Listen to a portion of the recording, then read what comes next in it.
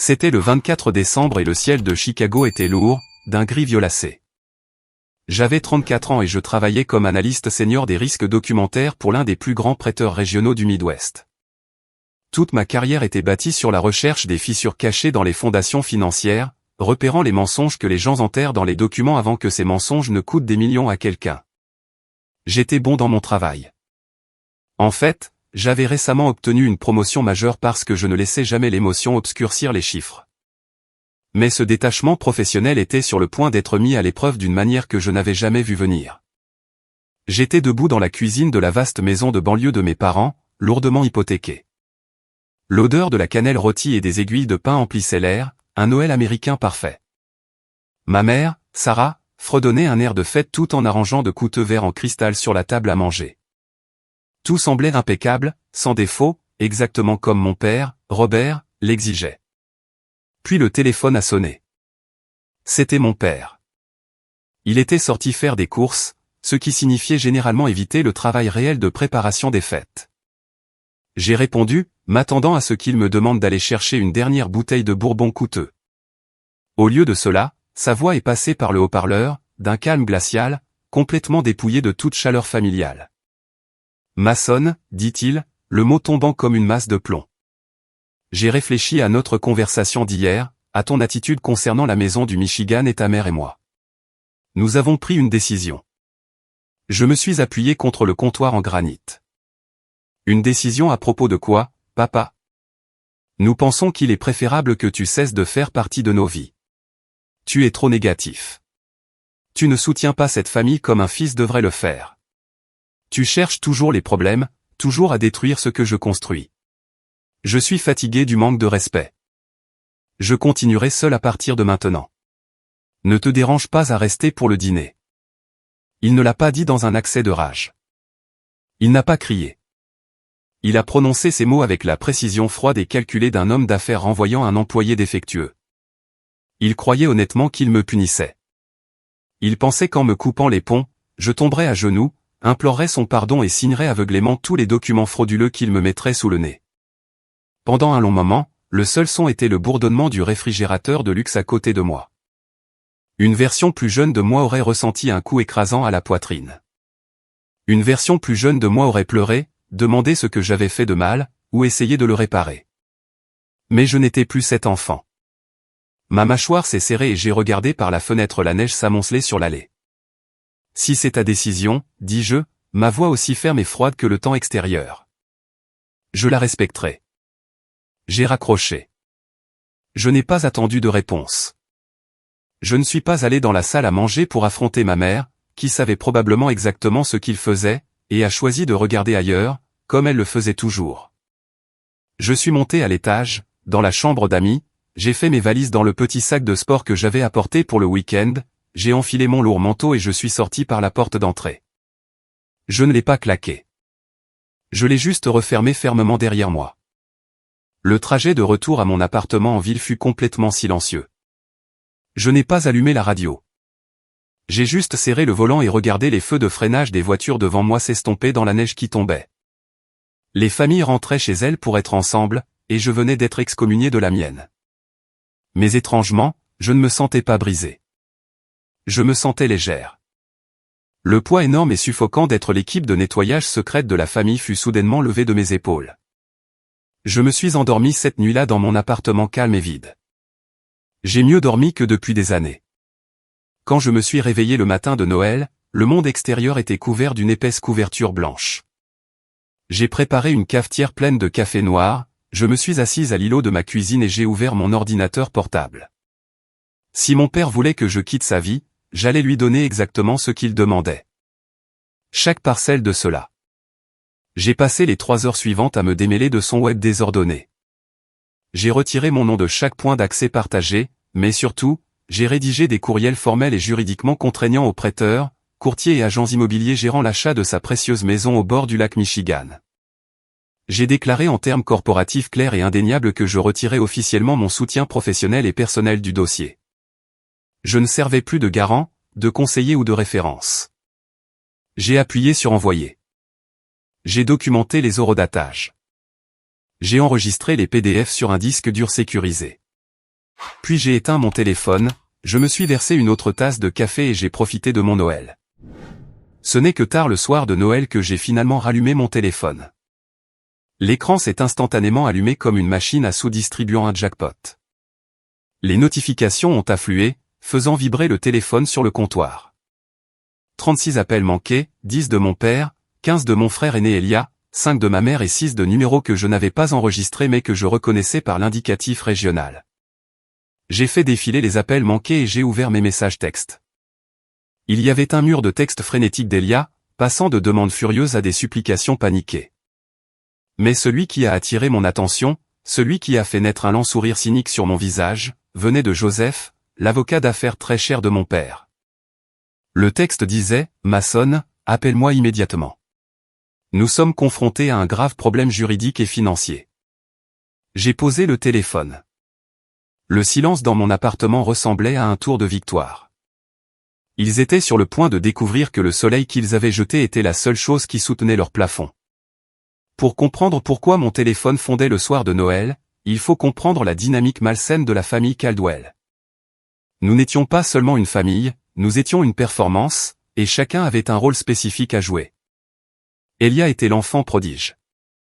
Il avait 3 ans de plus que moi, possédait le sourire charmant de mon père et avait le talent de paraître incroyablement occupé sans rien accomplir du tout. Il était l'héritier apparent de l'entreprise de logistique de mon père, malgré le fait qu'il ne pouvait pas lire un bilan pour sauver sa vie. Pour mes parents, Elia était un investissement dans leur image. Moi, en revanche, j'étais le joueur polyvalent, l'équipe de nettoyage, le filet de sécurité. J'ai appris ma place très tôt. Je me souviens d'une nuit d'été humide quand j'avais 19 ans. Je travaillais 2 emplois, jardinier le matin, serveur le soir, économisant chaque centime pour mon fonds universitaire. Je voulais obtenir mon diplôme sans dette. J'avais plus de 12 000 $ d'économisés sur un compte joint auquel ma mère avait encore techniquement accès depuis que j'étais mineur. Une nuit, Elia est rentré chez lui à 3 heures du matin. Il avait pris la berline de luxe de mon père sans permission, avait trop bu et l'avait encastré autour d'un poteau lumineux en acier. Par miracle, il s'en est sorti sans une égratignure. Mais la voiture était irrécupérable, et si la police ou l'assurance s'en mêlait, Elia risquerait un DUI et une peine de prison potentielle. Mon père a géré ça discrètement. Il a payé le propriétaire pour le poteau lumineux, a fait venir une dépanneuse privée et a essentiellement enterré l'incident. Mais enterrer des choses coûte de l'argent rapide et intraçable. Une semaine plus tard, je suis allé au guichet automatique pour déposer mon chèque de paie. J'ai vérifié mon solde. Il était à 0. Je suis rentré en courant, le cœur battant dans ma poitrine. Pensant que j'avais été volé, je suis entré par la porte d'entrée et j'ai exigé de savoir ce qui s'était passé. Ma mère m'a tiré dans la cuisine. Elle avait les larmes aux yeux, son arme préférée. Mason, mon chéri, s'il te plaît, comprends, a-t-elle murmuré, agrippant mes avant-bras. Ton frère a fait une erreur. Une terrible erreur. Mais si cela se sait, sa vie est ruinée. Ton père avait besoin d'argent liquide pour que cela disparaisse. Nous avons dû utiliser ton fonds universitaire. Je la fixais, le sang me montait aux oreilles. Mon fonds universitaire? C'était mon argent. J'ai travaillé 60 heures par semaine pour ça. Nous sommes une famille, a-t-elle pleuré, sa voix tremblante avec cette fragilité habituelle. La famille protège la famille. Tu es intelligent, Mason. Tu t'en sortiras. Elia a besoin de nous en ce moment. Tu dois être la personne la plus mature. Ils ne m'ont jamais remboursé. Pas un seul sou. J'ai contracté des prêts étudiants, j'ai travaillé de nuit pendant 4 ans d'université et j'ai bâti ma carrière de zéro, entièrement seul. Mais ce moment a défini notre relation. Pour eux, mes ressources, mon énergie et mon avenir n'étaient que des pièces de rechange à récolter chaque fois qu'Elia ou mon père vidaient leur vie. Malgré tout, je suis resté connecté. Je pensais que si je réussissais suffisamment, si je devenais suffisamment indépendant, mon père me regarderait enfin avec la même fierté qu'il réservait à Elia. J'avais tort. Quand j'ai eu 30 ans, je gagnais un salaire très confortable en tant qu'analyste des risques. Je conduisais une voiture fiable, possédais un bel appartement et n'avais aucune dette. J'étais stable, mais dans le monde de mon père, la stabilité était ennuyeuse. Il prospérait sur le levier, sur l'affichage d'une richesse qu'il ne possédait pas réellement. Il adorait organiser des dîners élaborés pour ses associés. Il s'asseyait à la tête d'une énorme table en acajou, versant du vin coûteux, se vantant de ses dernières entreprises, et inévitablement, il tournait son regard vers moi. « Regardez Mason ici », disait-il à une table pleine d'invités rieurs, faisant tournoyer son verre de vin. Il est assis dans un bureau toute la journée à regarder des feuilles de calcul. Un analyste des risques. Vous savez ce que cela signifie? Cela signifie qu'il le paie un salaire pour avoir peur de tout. Le gamin ne sait pas prendre de risques. Pas d'esprit d'entreprise. C'est un gratte-papier. La table ricanait. Elia souriait en coin de l'autre côté de la table, portant un costume sur mesure payé avec la carte de crédit de l'entreprise. Je me contentais d'un sourire poli, je coupais mon steak et je restais silencieux. Mais l'hypocrisie était nauséabonde parce que le lendemain matin, mon père m'appelait. Son ton arrogant avait complètement disparu, remplacé par un murmure bas et urgent. Mason, j'ai besoin que tu regardes un contrat de location commerciale. Les conditions semblent un peu serrées. Ou, Mason, Elia a encore foiré les déclarations de revenus trimestriels. L'IRS a envoyé un avis. Peux-tu venir au bureau et démêler ça avant que le comptable ne le voie? J'étais la cible de ses blagues en public, mais j'étais son sauveur désespéré en privé. Je revoyais ses contrats. Je restructurais sa dette. Je corrigeais discrètement les erreurs comptables massives d'Elia. Je le faisais parce qu'au fond, l'endoctrinement du « la famille protège la famille » était difficile à secouer. Je pensais que je les protégeais. Je n'avais pas réalisé que j'aidais simplement un monstre. Le point de rupture a commencé à se former fin octobre, environ 2 mois avant les retombées de la veille de Noël. Mon père a décidé qu'il avait besoin d'une maison au bord du lac Michigan. Pas une cabane, mais un domaine tentaculaire de plusieurs millions de dollars au bord de l'eau avec un quai privé. Il ne la voulait pas pour des vacances en famille. Il la voulait comme un monument à son ego. Il voulait y inviter ses rivaux commerciaux, leur servir du scotch, et prouver nonchalamment qu'il les surpassait en revenus. Le problème, c'est que son entreprise ne rapportait pas d'argent. Elle était en train de saigner. Il m'a envoyé le dossier hypothécaire préliminaire pour que je le regarde. Quand j'ai ouvert les PDF, j'ai failli m'étouffer avec mon café. Le dossier était un désastre. Son ratio dette-revenu était dangereusement élevé. Les réserves de trésorerie de l'entreprise étaient pratiquement inexistantes. Il cachait de prêts ballons massifs sous des SARL obscurs, espérant que le souscripteur ne creuserait pas assez profondément pour les relier à lui. Il essayait d'obtenir une nouvelle hypothèque massive basée entièrement sur des revenus futurs projetés et une évaluation fortement gonflée de ses actifs actuels. Je suis allé en banlieue pour le confronter. Je l'ai trouvé dans son bureau à domicile, pratiquant son swing de golf sur le tapis persan coûteux. « Papa, tu ne peux pas soumettre ce dossier, lui ai-je dit, laissant tomber la pile de papiers imprimés sur son bureau. Le souscripteur le signalera en 3 secondes.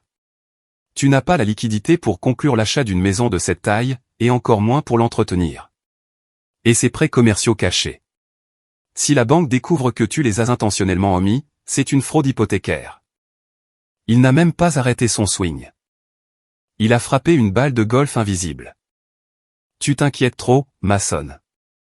C'est ton problème. Tu vois un obstacle. Je vois un détour. Le courtier est un ami à moi. Il va faire passer le dossier. Le courtier ne finance pas le prêt, ai-je argumenté, ma frustration montant. La banque le fait, et la banque va auditer ça.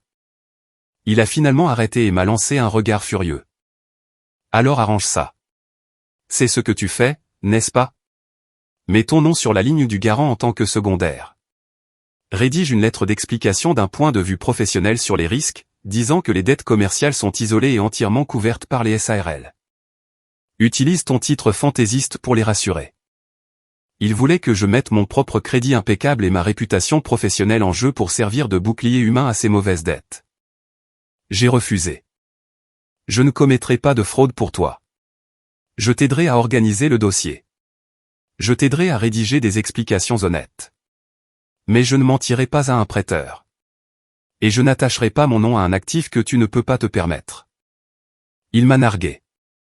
Bien, organise juste ces satanés papiers pour que ça ait l'air propre. Je m'occuperai du reste. Alors, j'ai fait un compromis. Je l'ai aidé à formater la demande. J'ai rédigé des lettres expliquant les sources de revenus légitimes. En raison de mon implication dans la constitution du dossier, mon nom et mes coordonnées ont été listés comme contact principal pour la documentation. Les souscripteurs de la banque connaissaient mes références. Ils faisaient confiance au dossier qui passait par mon bureau parce que j'étais connu dans l'industrie pour être impitoyablement minutieux. Mon père le savait. Il portait ma réputation comme un costume bon marché pour se faufiler devant les gardes.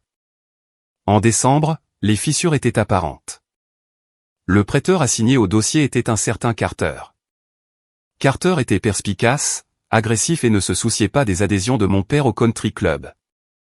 Il voulait une preuve concrète des fonds. Carter a commencé à envoyer des emails exigeant des relevés bancaires mis à jour, cherchant spécifiquement l'argent liquide nécessaire pour l'énorme acompte et les 6 mois de réserve de trésorerie requis. Mon père a commencé à esquiver les emails. Il m'a dit de les faire patienter. Dis-leur que les fonds sont bloqués dans un certificat à court terme. Dis-leur que nous attendons un paiement de fournisseur. Je ne peux pas leur dire ça si ce n'est pas vrai, ai-je répondu au téléphone. Carter demande la source de la compte. Papa, où est l'argent? Ça arrive. Il a claqué. Arrête de m'interroger. Tu travailles pour moi. Compris? Je ne travaille pas pour toi, ai-je rétorqué. Je suis ton fils qui essaie de te tenir à l'écart des tribunaux fédéraux. La tension a explosé le 23 décembre. Carter a fixé une date limite stricte. Fournir la preuve des fonds avant le 26 décembre, sinon la demande de prêt serait officiellement refusée et mon père perdrait son acompte non remboursable, ce qui représentait un montant exorbitant. J'ai appelé mon père. Il était sur la défensive, acculé et furieux. Papa, tu dois dire la vérité à Carter. Si tu n'as pas l'argent, retire-toi de l'affaire, accepte la perte de la compte. Si tu essaies de falsifier un relevé bancaire ou de déplacer de l'argent du compte de paie de l'entreprise, ils te choperont. Espèce de petite crapule arrogante. Il siffla au téléphone, sa voix dégoulinant de venin. Tu crois que parce que tu portes un costume dans un immeuble de bureau, tu sais comment le monde fonctionne. Tu n'es rien. Tu n'as toujours été qu'une source de problèmes pour cette famille. Tu es jaloux. Tu es jaloux qu'Elia reprenne l'entreprise. Et j'achète un manoir pendant que tu es assis dans ton petit appartement à te soucier des règles. J'essaie de te protéger, ai-je crié en retour. Je n'ai pas besoin de ta protection. J'ai besoin que tu fasses ce qu'on te dit. Tu sais quoi? Ne te dérange même pas à venir demain. Nous n'avons pas besoin de ton énergie négative autour de l'arbre. Il m'a raccroché au nez. Cela a mené directement à l'appel calme et calculé le lendemain, la veille de Noël, où il m'a officiellement dit de cesser de faire partie de leur vie. Il pensait que son coup de force me briserait. Il pensait que la menace de perdre ma famille me forcerait à ramper, à pirater les documents et à produire comme par magie un profil financier propre pour lui. Il s'est gravement trompé. Il a oublié que le couverture humide était la seule chose qui empêchait sa maison de prendre feu. Revenons au matin de Noël. Après avoir bu mon café, je me suis assis devant mon ordinateur. La lumière de l'écran illuminait la cuisine sombre. Si mon père voulait fonctionner sans moi, il allait le faire complètement nu. J'ai ouvert ma messagerie. J'ai rédigé un message à Carter, le souscripteur agressif de la banque. J'ai mis en copie conforme Wyatt, le courtier immobilier, et Joseph, l'avocat de mon père. L'objet était simple, urgent, retrait immédiat de représentation. Dossier Robert Caldwell. Le corps de l'email était chirurgicalement précis, à toutes les parties concernées, veuillez noter qu'à compter du 25 décembre, 8 heures du matin, heure normale du centre, moi, Mason Caldwell. Je me retire officiellement de toute implication concernant la demande de prêt hypothécaire et l'achat de propriété pour Robert Caldwell. Je ne suis pas un garant. Je ne suis pas un conseiller financier pour cette transaction. Je n'ai pas vérifié ni approuvé aucun document financier, relevé de réserve ou preuve de fonds soumis après le 1er décembre. Toute communication future concernant ce dossier doit être adressée uniquement à Robert Caldwell ou à son conseiller juridique. Veuillez retirer immédiatement mon nom, mon adresse email et mon numéro de téléphone de ce dossier. Cordialement, Mason Caldwell. Je ne me suis pas arrêté là. Je me suis connecté au disque cloud partagé où mon père conservait les documents financiers de l'entreprise. Le disque que j'organisais et gérais gratuitement. J'ai révoqué mon propre accès administrateur. Je me suis auto-exclu. J'ai coupé tous les liens numériques, légaux et professionnels que j'avais avec son nom. J'ai regardé l'horodatage passer. 8h05 du matin. C'était fait. C'était comme retirer une tumeur que j'avais portée pendant 15 ans. J'ai fermé l'ordinateur portable, j'ai pris une profonde inspiration et j'ai souri. Pour la première fois de ma vie, quelle que soit la catastrophe qui surviendrait ensuite, ce n'était absolument pas mon problème. Dans le monde bancaire, un email comme celui-là provenant du contact principal pour la documentation est comme jeter une grenade fumigène dans une pièce bondée. Cela signale au souscripteur que quelque chose ne va pas du tout avec le dossier. Cela crie, fuyez cet accord. Parce que c'était le jour de Noël, je savais que Carter et Wyatt ne le verraient pas immédiatement, mais c'étaient des professionnels de la finance de haut niveau. Leurs emails professionnels étaient synchronisés avec leur téléphone. Vers 15h, la réaction a commencé. J'avais mon téléphone en mode silencieux, face contre le comptoir. Mais quand je l'ai finalement ramassé ce soir-là, j'ai vu les retombées. Elia avait laissé 3 messages vocaux. J'ai écouté le premier. Et Mason, joyeux Noël, frérot. Écoute. Papa est furieux. Maman pleure dans la cuisine. Viens juste, d'accord? Excuse-toi. Il te pardonnera. Tu sais comment il est. Ne sois pas un connard et ne gâche pas les vacances. Il pensait toujours que c'était une petite dispute familiale. Il ne savait pas encore pour l'email. Le deuxième message vocal, laissé 2 heures plus tard, avait un ton très différent. Mason, réponds au téléphone. Qu'est-ce que tu as envoyé à Wyatt? Wyatt vient d'appeler papa pendant le dîner, paniqué. Tu as dit à la banque que tu te retirais. Tu es fou? Tu vas faire capoter toute l'affaire. Appelle-moi tout de suite. Le troisième message vocal, laissé vers 20h, était de la pure panique. Mason, s'il te plaît, mec, réponds. Papa a des douleurs thoraciques. Wyatt a dit que le système automatisé de la banque vient de signaler le dossier pour un examen manuel approfondi à cause de ton email. Il bloque le processus. Nous avons besoin de cette maison, Mason. Si cet accord échoue, il y a des choses que tu ne sais pas. S'il te plaît, appelle-nous. Règle ça. J'ai supprimé les 3 messages vocaux. La satisfaction était un doux bourdonnement dans ma poitrine. Ils voulaient me jeter dehors dans le froid, mais ils s'attendaient à ce que je leur laisse mon manteau. Plus maintenant. Le lendemain matin, le 26 décembre, à exactement 9h, j'ai répondu au message texte de Joseph, l'avocat d'affaires. Joseph était un homme qui parlait habituellement avec des tons polis et mesurés. Il facture $600 de l'heure pour paraître imperturbable. Mais quand il a répondu à mon appel au deuxième coup de sonnerie, il avait l'air d'un homme au bord du précipice. Mason, Dieu merci. J'essayais de te joindre depuis hier soir. Joyeux Noël, Joseph. Je suppose que ce n'est pas un appel social. Mason, écoute-moi, dit Joseph, baissant la voix comme si quelqu'un pouvait l'entendre. Ton père est dans une position très précaire. Ton email à Carter a déclenché un algorithme d'alerte à la fraude à la banque. Ils ont arrêté le processus de souscription et ils exigent un audit médico-légal complet des fonds d'acompte avant midi aujourd'hui. Cela ressemble à un problème pour mon père et son avocat, ai-je répondu calmement. Pas pour moi. Mason, ne joue pas. Tu sais qu'il n'a pas l'argent. Il comptait sur un prêt-relais qui a échoué et il utilisait ta crédibilité professionnelle pour empêcher Carter de creuser trop profondément pendant qu'il se démêlait. Toi, te retirer comme ça. Ça n'a pas seulement tué l'affaire de la maison. Ça a exposé l'entreprise. Il m'a dit qu'il ne voulait plus de moi dans sa vie, Joseph. J'ai simplement suivi ses instructions à la lettre. Joseph a soupiré lourdement. Écoute, l'orgueil de ton père a pris le dessus sur lui. Il est prêt à s'excuser. Nous avons juste besoin d'une faveur, une petite. Envoie un email de suivi à Carter. Dis-lui que ton message précédent a été envoyé par erreur à cause d'un différend familial. Dis-lui que tu examines les preuves de fond aujourd'hui, et nous garantissons personnellement les réserves. Cela nous donne 48 heures pour déplacer de l'argent. J'ai serré le téléphone plus fort. Mon père n'avait même pas le courage de me supplier lui-même.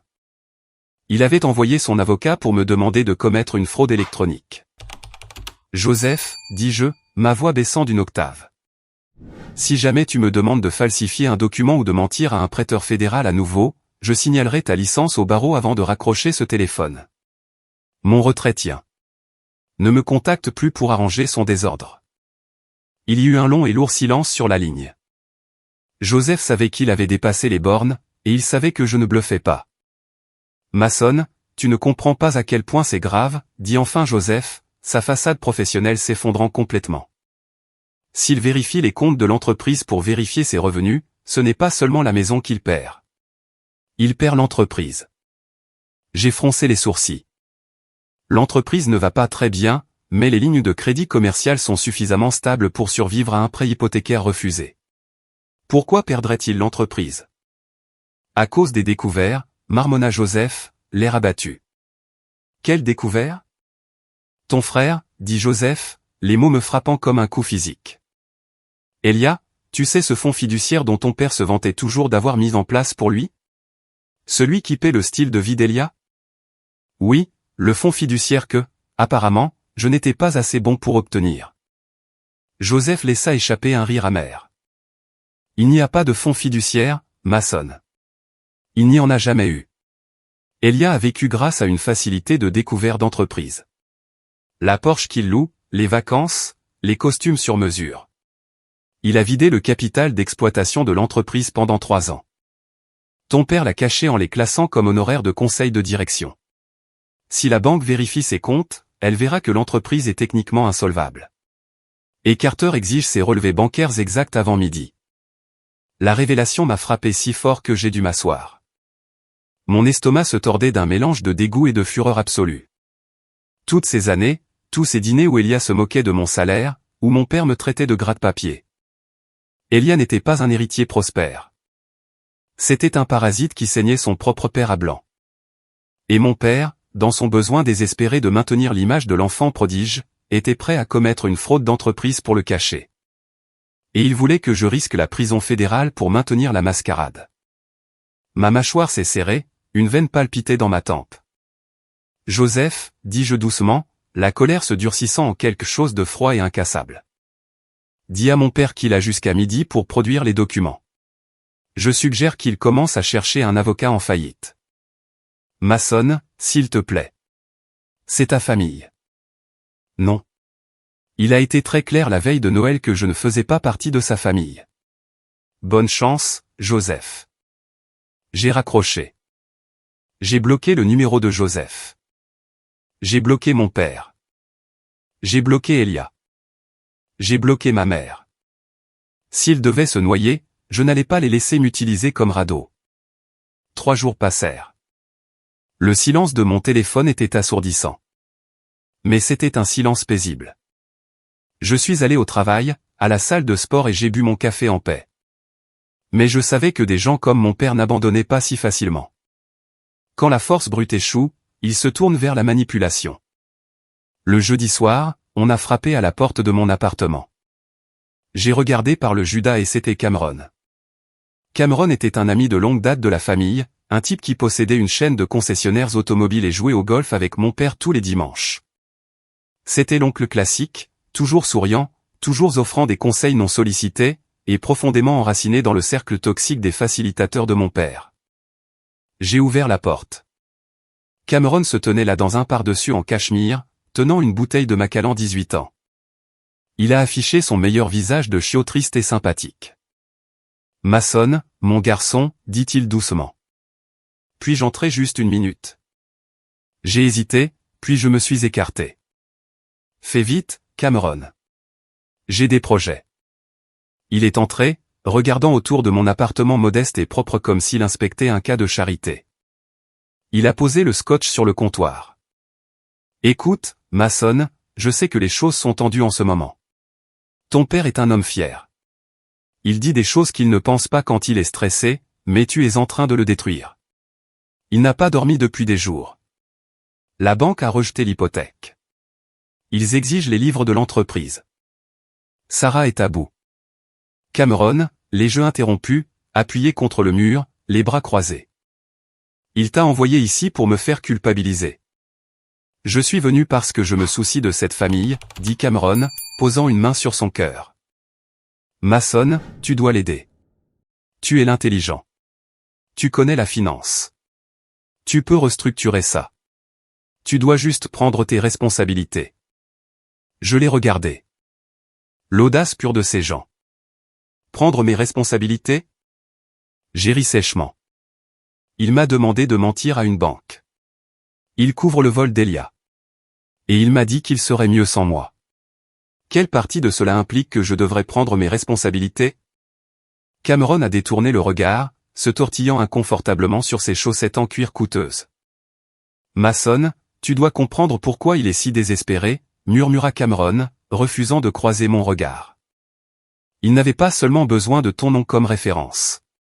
Il comptait sur ton revenu. Je me suis figé. Qu'est-ce que cela signifie? Cameron a dégluti difficilement. Avant que tu n'envoies cet email, il a dit à Wyatt de rédiger un addendum secondaire. Il allait utiliser tes bulletins de salaire et l'équité de ton condo pour garantir le prêt. Il pensait que s'il faisait avancer suffisamment les démarches administratives, il pourrait juste te le glisser devant pour que tu signes. Et tu le ferais parce que tu arranges toujours les choses. L'air dans la pièce a disparu. Mon cœur battait un rythme lent et lourd contre mes côtes. Il n'utilisait pas seulement ma réputation. Il prévoyait activement de détourner secrètement mes biens personnels, le condo que j'avais acheté avec ma sueur et mon sang, le salaire que j'avais gagné pendant qu'il se moquait de moi pour payer son faux manoir. Il allait m'enchaîner à un navire en perdition sans mon consentement. Je me suis dirigé vers la porte d'entrée et je l'ai ouverte en grand. L'air froid du couloir a envahi la pièce. Sors, dis-je, ma voix à peine un murmure, tremblante d'une rage que je n'avais jamais ressentie auparavant. Mason, sois raisonnable. J'ai dit, sors, Cameron, rugis-je, le son résonnant dans le couloir. Et si toi ou mon père approchez de mes biens ou de mes finances à nouveau, je vous ferai tous les deux arrêter pour tentative de fraude. Sors de ma maison. Cameron s'est précipité hors de la porte, laissant la bouteille de scotch derrière lui. J'ai claqué la porte si fort que les murs ont tremblé. Je suis resté là, ma poitrine se soulevant, mes mains serrées en poing. Toute trace persistante de culpabilité que j'avais de ma famille s'est évaporée à ce moment précis. Ils étaient morts pour moi. Le lendemain matin, j'étais assis à mon bureau au siège social, examinant un dossier commercial légitime, essayant d'enfouir ma colère dans le travail. Mon téléphone de bureau sonna. C'était Matthew, un souscripteur senior de ma firme et l'une des rares personnes que je considérais comme un ami loyal dans cette industrie impitoyable. Matthew connaissait le milieu bancaire de Chicago mieux que quiconque. Mason, dit Matthew, sa voix basse. Tu es assis? Oui. Qu'est-ce qui ne va pas? Je suis à l'Oakbrook Country Club. La chambre de commerce régionale organise son déjeuner de réseautage annuel post-Noël. D'accord. Et ton père est là, dit Matthew. J'ai froncé les sourcils. Donc il aime socialiser. Mason, il est au centre de l'attention près de la sculpture de glace. Il parle à David, le vice-président régional de First National, la banque qui détient les billets sur l'entreprise de ton père. Et il parle à Luke, le plus grand fournisseur de chaînes d'approvisionnement de l'État. Mon estomac se serra. Qu'est-ce qu'il dit? Ils se vendent de la maison du lac Michigan, dit Matthew, son ton dégoulinant d'incrédulité. Il dit à tout le monde que l'affaire sera conclue la semaine prochaine. Et pire encore, il mentionne ton nom. Je viens de l'entendre dire à David que mon fils Mason, l'analyste des risques, a examiné les chiffres et dit que c'est le meilleur investissement que nous ayons jamais fait. Mason gère toute la paperasse complexe. Il t'utilise comme bouclier en public en ce moment. Mon sang se figea. Même après la mort de l'affaire. Même après que la banque l'ait signalé pour fraude. Même après qu'il ait tenté de voler mes biens, il se tenait dans une pièce pleine de millionnaires, portant ma réputation durement acquise comme un masque pour cacher son empire en décomposition. Il essayait désespérément d'obtenir des prêts commerciaux et la confiance des fournisseurs en prétendant que je le soutenais toujours. Il pensait que parce que j'étais silencieux, j'étais faible. Il pensait que je resterais caché dans mon appartement pendant qu'il exhibait mon nom en ville. Matthew, dis-je, ma voix d'un calme étrange. David est-il toujours avec lui? Oui, on dirait qu'il se dirige vers la table VIP pour le déjeuner dans environ 20 minutes.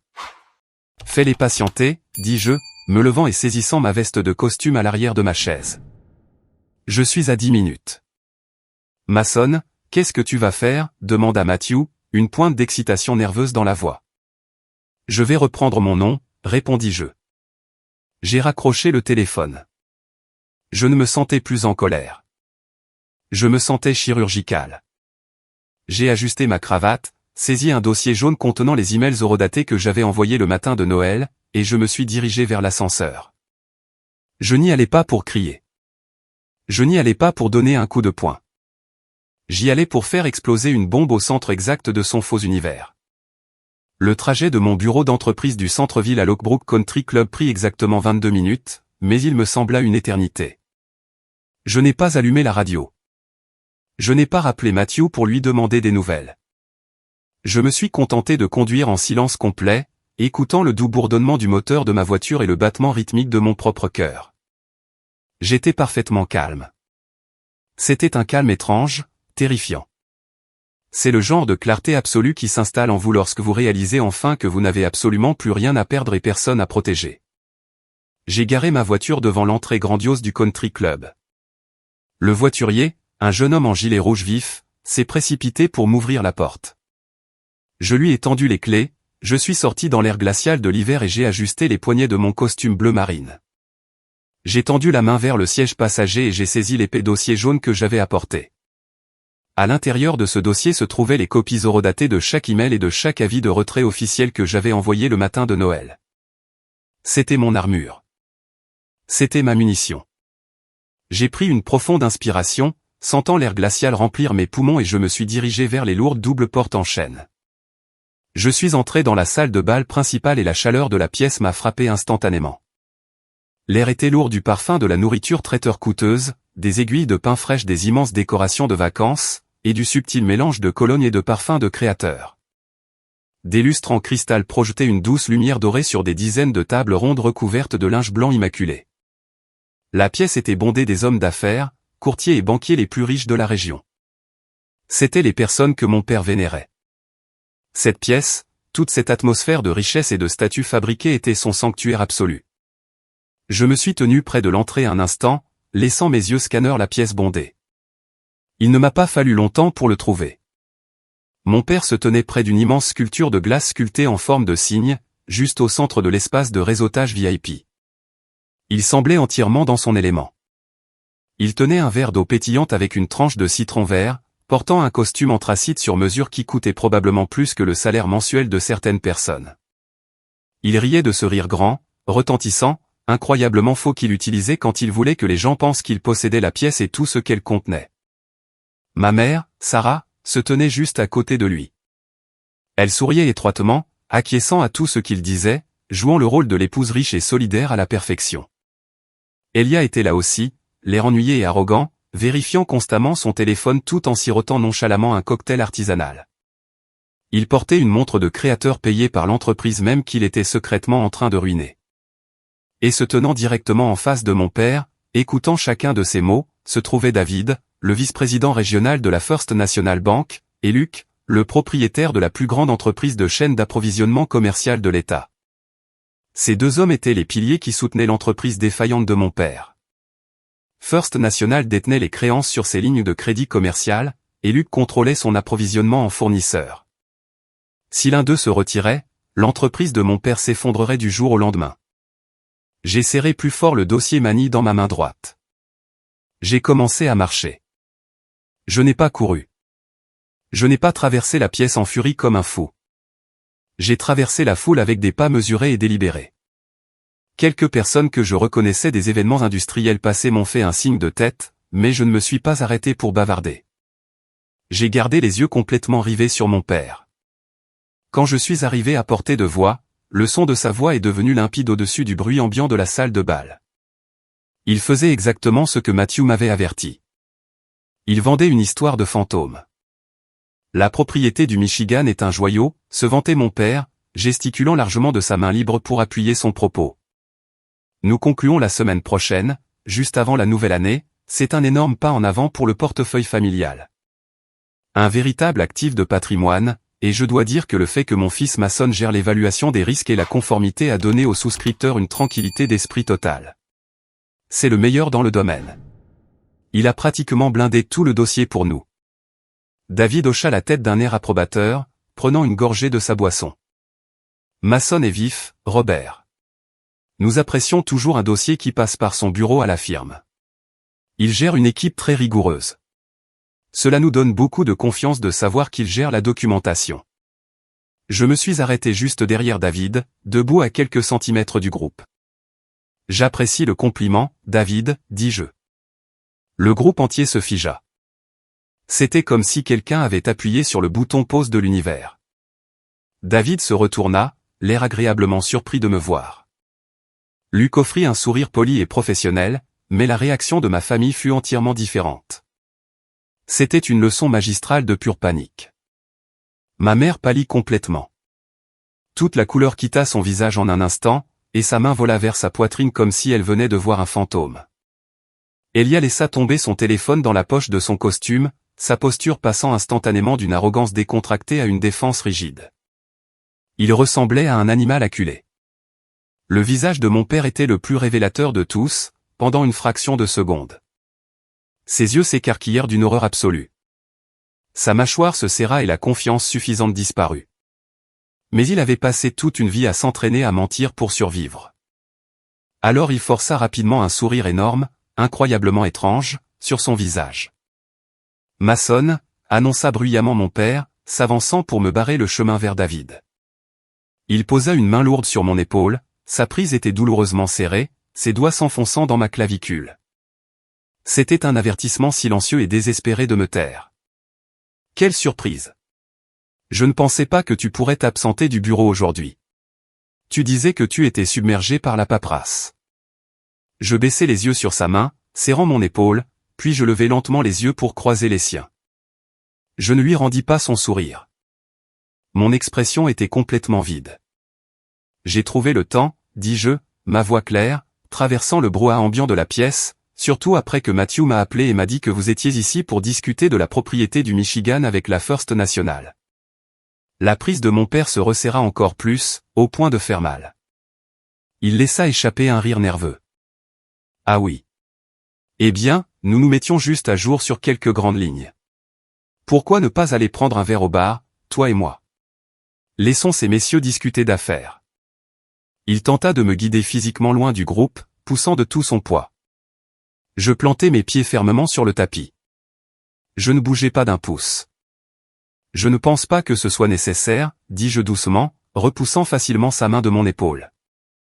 Je tournai mon attention entièrement vers le directeur de banque, David. J'ai entendu mon père mentionner mon implication dans le dossier de la Lake House du Michigan à l'instant. David regarda entre moi et mon père, un léger froncement de sourcils se formant sur son front. C'était un banquier expérimenté. Il pouvait instantanément sentir la chute soudaine de température et la tension extrême émanant de ma famille. Oui, Mason. Il disait justement à quel point tu as été essentiel pour finaliser la documentation pour l'équipe de souscription. C'est un dossier solide. J'ai hoché la tête lentement, laissant le silence s'étirer pendant quelques secondes. C'est très intéressant, David, parce que je suis en fait venu ici aujourd'hui pour poser une question directe à mon père sur ce dossier exact. Je reportai mon regard sur Robert. Il transpirait maintenant. De minuscules perles d'humidité se formaient sur son front malgré l'air frais de la climatisation de la salle de bal. « Papa, demandai-je, mon ton mortellement sérieux. As-tu informé David ou le souscripteur, Carter, que j'avais formellement retiré ma représentation de ce dossier, ou as-tu simplement oublié de le mentionner ?» Le silence qui suivit fut absolu. C'était comme si tout l'oxygène avait été violemment aspiré de la pièce. Quelques personnes debout aux tables adjacentes cessèrent de parler au milieu de leurs phrases et tournèrent la tête vers nous. Sentant le conflit, ma mère s'avança rapidement, sa voix aiguë et tremblante d'une douceur forcée. « Mason, mon chéri, s'il te plaît. C'est un événement de vacances. Nous sommes tous ici pour célébrer. Nous n'avons pas besoin de discuter d'affaires familiales privées ici devant tout le monde. » « Ce n'est pas une affaire familiale, maman, répondis-je, sans jamais quitter mon père des yeux. C'est une affaire bancaire, et c'est ma licence professionnelle qui est en jeu. Elia ricana bruyamment, s'avançant à côté de mon père, essayant de jouer le rôle du grand frère dur qui fonctionnait habituellement quand nous étions enfants. Tu es fou? Qu'est-ce qui ne va pas chez toi? Arrête d'embarrasser la famille. Mason, sors tout de suite avant de te ridiculiser. Je sortirai quand j'aurai une réponse claire, dis-je, ma voix se durcissant en acier solide. Je regardai à travers Elia et de nouveau Robert. Papa, as-tu dit au prêteur que je n'étais plus impliqué, ou continues-tu à dépenser ma crédibilité? Le visage de mon père rougit profondément de colère. Les veines de son cou saillirent. Il réalisa qu'il ne pouvait pas s'en sortir par le charme, alors il recourut à la colère. Il se pencha et baissa la voix jusqu'à un murmure vicieux et venimeux destiné uniquement à moi. Espèce de petite crapule ingrate. Tu fais une énorme erreur. Tu pars tout de suite ou tu es mort pour moi. Il se redressa alors, se tourna vers David et Luc, et força un autre rire contraint. Je m'excuse, messieurs. Vraiment, mon fils traverse des problèmes personnels très difficiles en ce moment. Il est un peu émotif aujourd'hui. Ce n'est qu'un malentendu à la maison qu'il transporte dans l'espace professionnel. Ignorons simplement cela. David ne rit pas. Il ne sourit même pas. David était un cadre supérieur du secteur bancaire qui avait survécu dans une industrie impitoyable en flairant les risques financiers à des kilomètres. Il regarda mon père avec des yeux froids et calculateurs, puis me regarda. Robert, je suis un peu confus, dit David, son ton entièrement dépouillé de sa chaleur précédente. C'était maintenant strictement professionnel. Qu'est-ce que Mason veut dire exactement par retirer? Vous avez soumis l'addendum de garant secondaire finalisé à l'équipe de souscription de Carter hier matin. Il y avait la signature de Mason tout en bas, vérifiant les comptes de réserve. Le sol se déroba complètement sous mes pieds. Pendant une seconde, les lustres au-dessus de moi semblèrent floutés. Mon cœur cessa de battre. Mon père n'avait pas seulement caché mon retrait. Il n'avait pas seulement mentionné mon nom nonchalamment dans la conversation. Il avait activement forgé ma signature sur un document bancaire fédéral. 24 heures après que je lui ai dit que j'avais fini. 24 heures après que je me sois officiellement retiré, il avait commis une fraude hypothécaire et avait tenté d'enchaîner mon salaire, l'équité future de mon condo et toute ma carrière professionnelle à son navire en perdition. J'ai regardé mon père. Il ressemblait à un rat piégé. La façade arrogante, le costume coûteux, le rire tonitruant. Tout était entièrement parti. Il savait que je le tenais. Il savait que c'était fini. J'ai ouvert le dossier Manny dans mes mains. J'ai sorti les courriels imprimés. David, dis-je, ma voix résonnant d'une clarté absolue et indéniable. J'ai retiré toute autorisation, représentation et soutien du dossier de Robert Caldwell le matin du 25 décembre à exactement 8h05. J'ai envoyé une notification formelle à Carter, au courtier immobilier, Wyatt, et à l'avocat d'affaires de mon père, Joseph. Voici la communication horodatée prouvant mon retrait. J'ai remis le papier directement à David. Il l'a pris, a sorti ses lunettes de lecture de sa poche de poitrine et a parcouru le texte. Ses yeux ont parcouru la page, absorbant la preuve indéniable. Quel que soit le document que mon père a remis à votre souscripteur hier matin avec ma signature, ai-je continué, m'assurant que Luc et tous les autres présents à moins de 6 mètres entendaient chaque mot, est un faux complet. Je n'ai rien signé. Je ne garantis pas sa dette. Je n'ai pas vérifié ses comptes d'entreprise et je me retire entièrement de toute association avec son entreprise avec effet immédiat. David baissa lentement le papier. Il ôta ses lunettes de lecture. Il ne cria pas. Il ne fit pas de grande scène théâtrale. Il se contenta de regarder mon père comme s'il regardait un cadavre. Un homme mort en sursis. Robert, dit David tranquillement, la finalité dans sa voix résonnant plus fort qu'un cri. Ne contactez plus mon bureau concernant la propriété du Michigan. Ce dossier est mort.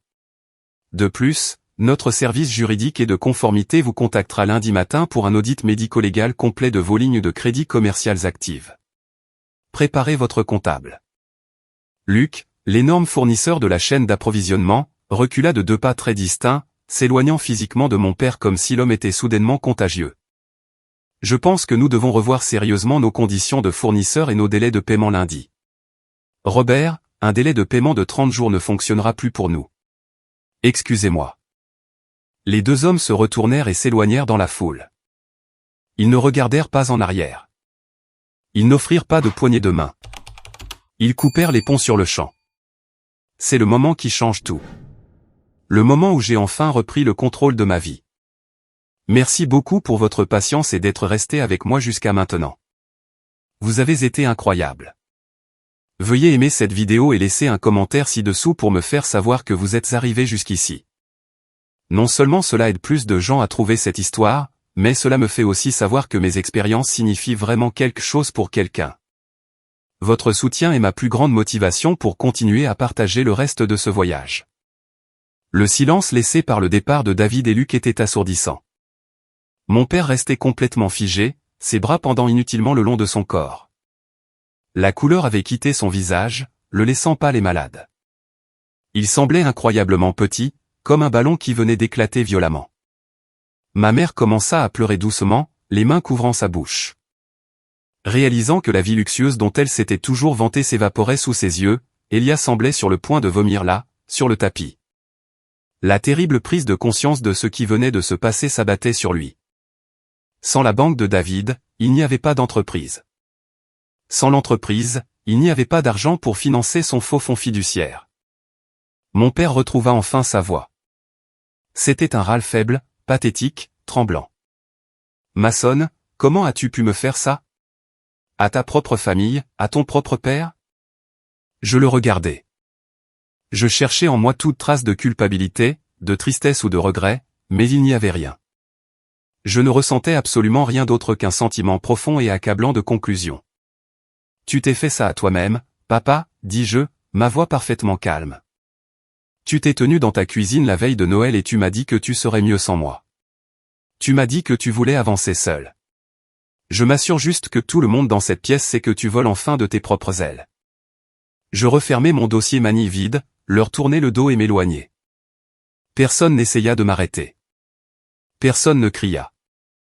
Les murmures et les chuchotements de la foule commencèrent avant même que j'atteigne les lourdes doubles portes. Je sortis dans l'air hivernal vif et glacial, tendis mon ticket au voiturier, lui donnai $20 de pourboire, montai dans ma voiture et m'éloignai. Pendant les 2 jours suivants, mon téléphone resta entièrement silencieux. Pas de messages vocaux en colère, pas de texte de panique. La tempête s'était enfin calmée et l'épave se déposait lentement au fond de l'océan. Le soir du 3e jour, un message texte arriva. Ce n'était pas de mon père, et ce n'était pas d'Elia. C'était de ma mère. Ce n'était ni manipulateur, ni en colère. C'était juste un acte de pur désespoir. Mason, s'il te plaît, viens à la maison. S'il te plaît, nous avons juste besoin de parler une dernière fois. Nous te supplions. Contre mon meilleur jugement, je décidai d'y aller. Non pas parce que je voulais arranger quoi que ce soit, et certainement pas parce que je voulais leur pardonner. J'y suis allé parce que je voulais voir la réalité de ce qui se passe lorsque les mensonges s'épuisent. Je devais voir la fin du film. Je suis allé en banlieue et j'ai franchi la porte d'entrée de la maison de mes parents. C'était exactement la même maison que j'avais quittée la veille de Noël. Mais l'atmosphère était entièrement différente.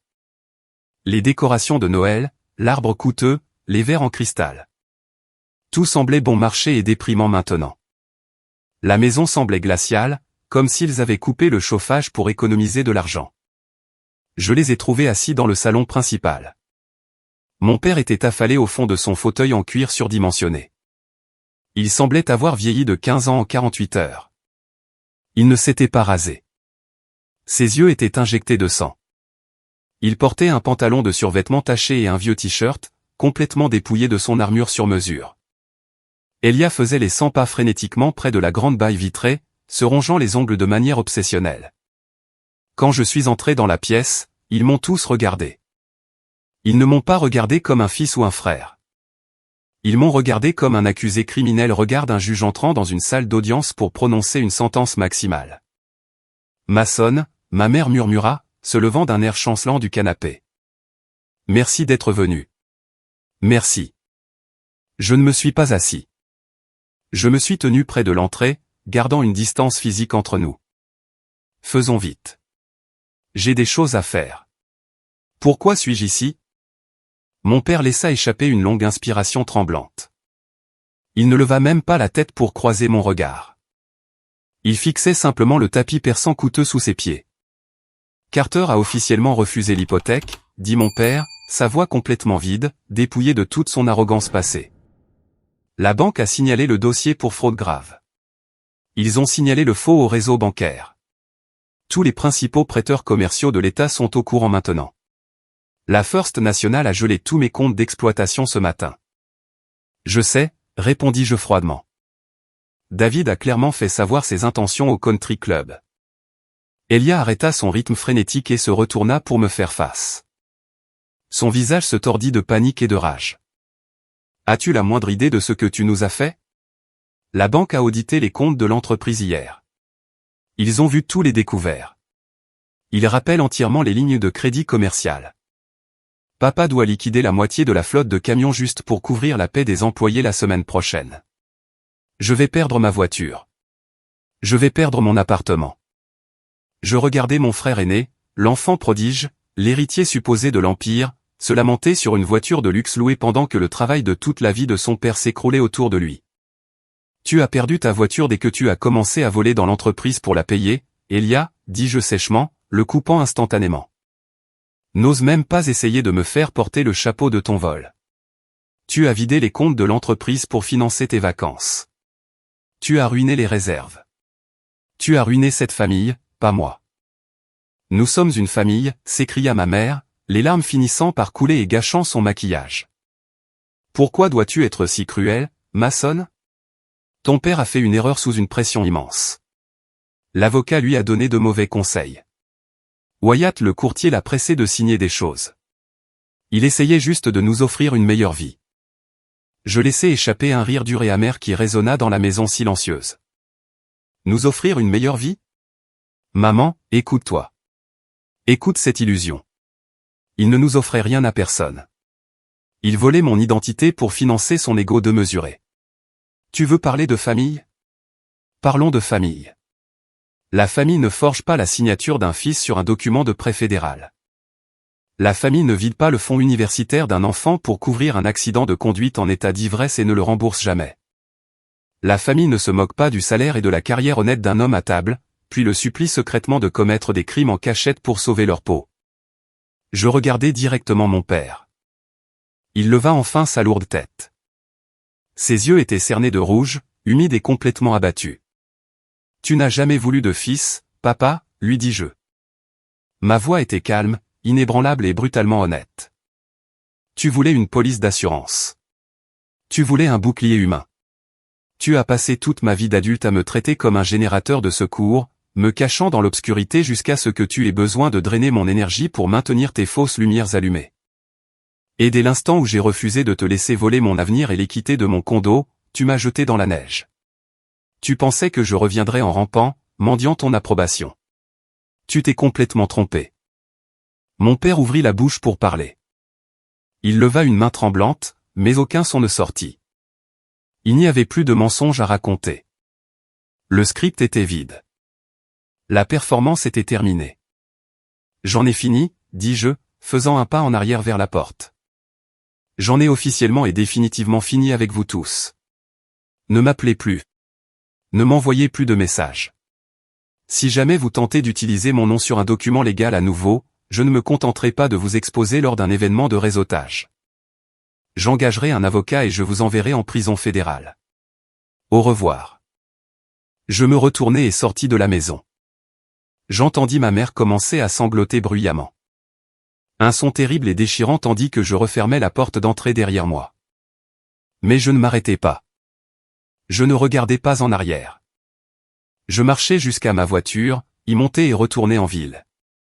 Je ne remis jamais les pieds dans cette maison. Les mois qui suivirent furent une leçon magistrale d'effet domino. Quand une fondation est entièrement construite sur de la pourriture, il ne faut pas grand-chose pour que toute la structure s'effondre. Mon père a officiellement perdu la maison du Michigan. Il a perdu l'énorme dépôt de garantie parce que le contrat a été rompu en raison de documents frauduleux. Mais perdre la maison n'était que la partie émergée de l'iceberg. David a tenu parole. La First National Bank a audité de manière agressive l'entreprise de mon père. Ils ont envoyé des experts comptables qui ont découvert les énormes lacunes qu'Elia avait creusées dans le capital d'exploitation au fil des ans. La banque a immédiatement rappelé les prêts commerciaux, exigeant un remboursement intégral. Les fournisseurs, menés par Luc, ont exigé un paiement comptant à la livraison pour toutes les fournitures. Refusant d'accorder plus de crédit pour éviter une faillite complète et des accusations criminelles potentielles pour la falsification, mon père a été contraint de vendre 60% de son entreprise de logistique à un concurrent corporatif massif et impitoyable. Il l'a vendu pour une bouchée de pain. Il a été immédiatement déchu de son titre de PDG et s'est vu attribuer un rôle consultatif humiliant et impuissant au sein même de l'entreprise qu'il avait bâtie. Son immense bureau d'angle lui a été retiré, et il a été transféré dans une petite pièce sans fenêtre au bout du couloir. La chute d'Elia fut spectaculaire et rapide, sans les cartes de crédit de l'entreprise pour se cacher, son style de vie de luxe s'évapora du jour au lendemain. La banque reprit sa Porsche louée directement dans le garage de son appartement. Il ne pouvait plus se permettre le loyer exorbitant de son Pentouse en centre-ville. Il fut donc expulsé et contraint de déménager dans un appartement bon marché et exigu d'une chambre dans un mauvais quartier. L'enfant gâté du fonds fiduciaire dut soudainement chercher un emploi de débutant à 37 ans, réalisant qu'il n'avait absolument aucune compétence réelle sur son CV. Et puis vint le coup de couteau final brutal, Wyatt, le courtier immobilier astucieux qui avait été si désireux de faire passer l'affaire louche, se retourna complètement contre mon père pour sauver sa propre licence immobilière et sa réputation dans les banlieues riches. Wyatt lança une campagne de rumeurs vicieuses au country club. Il raconta à tout le monde que c'était lui qui avait découvert la fausse signature. Il se peignit comme le héros éthique qui avait empêché Robert Caldwell de commettre une fraude hypothécaire. Wyatt jeta complètement mon père sous le bus pour sauver sa propre peau. Mon père devint un paria complet.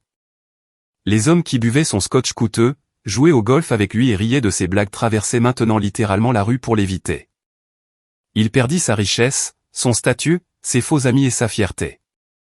Pendant ce temps, ma vie prenait la direction exactement opposée. Libéré de l'encre drainante constante du chaos financier de ma famille, ma carrière a explosé. La promotion que j'ai obtenue plus tôt cette année-là m'a donné la liberté financière pour laquelle j'avais toujours travaillé si dur. 6 mois après l'incident du country club, je suis entré dans un bureau de titres et j'ai conclu l'achat d'un magnifique et spacieux condo dans le centre-ville de Chicago. J'ai versé un acompte énorme avec l'argent que j'avais honnêtement gagné. Il n'y avait pas de prêt caché, pas de signature falsifiée, pas de responsabilité secrète. L'acte ne portait qu'un seul nom, Mason Caldwell. Mais je n'ai pas coupé les ponts avec tout le monde. Il y avait une personne dans ma famille qui ne m'a jamais utilisé, qui ne m'a jamais menti et qui m'a toujours traité avec respect. Mon grand-père, John, le père de mon père. Grand-père John vivait dans un terrible établissement de soins assistés délabré depuis des années parce que mon père affirmait que la famille ne pouvait rien se permettre de mieux. La vérité était que mon père était juste trop avare pour dépenser de l'argent pour quoi que ce soit qui ne bénéficiait pas directement à son image publique. J'ai engagé un avocat spécialisé dans les soins aux personnes âgées. J'ai lutté et obtenu la pleine garde médicale et la procuration financière sur mon grand-père, bloquant légalement mon père d'accéder à la modeste pension de John pour toujours. J'ai utilisé mes propres économies et mon nouveau salaire pour installer grand-père John dans une belle maison de retraite de luxe avec vue sur le lac, une excellente nourriture et des soins haut de gamme 24 heures sur 24. Je lui rends visite tous les dimanches. Nous nous asseyons près des grandes fenêtres, buvons du bon café et jouons aux échecs pendant des heures. Il me regarde avec une fierté authentique et sans compromis. C'est la seule famille dont j'ai besoin. Assis dans mon nouveau condo maintenant, regardant la ligne d'horizon de Chicago alors que la ville s'illumine la nuit. Je pense parfois à cette veille de Noël. Je pense à la froideur absolue dans la voix de mon père quand il m'a dit de partir. Les gens sont conditionnés dès la naissance à croire que le sang est plus épais que l'eau. La société nous dit constamment que nous devons pardonner à nos parents, que nous devons endurer un comportement toxique, des abus financiers et la manipulation simplement parce qu'ils sont de la famille. Mais j'ai appris à mes dépens que la famille n'est qu'une coïncidence biologique. La vraie famille est bâtie sur le respect, l'honnêteté et l'attention mutuelle. Si quelqu'un ne vous aime que pour ce que vous pouvez fournir, que ce soit de l'argent, un bouclier juridique gratuit ou un punching ball, il ne vous aime pas du tout. Il aime la commodité que vous représentez. Fixer une limite ne vous rend pas cruel. Cela vous rend sain. C'est le seul moyen d'arrêter le cycle de l'abus. Mon père a passé toute ma vie à me traiter de lâche, de trouble-fête, de gratte-papier. Il pensait que ma gentillesse était une faiblesse. Il pensait que ma loyauté était une obéissance aveugle. La veille de Noël, il m'a dit qu'il serait mieux sans moi.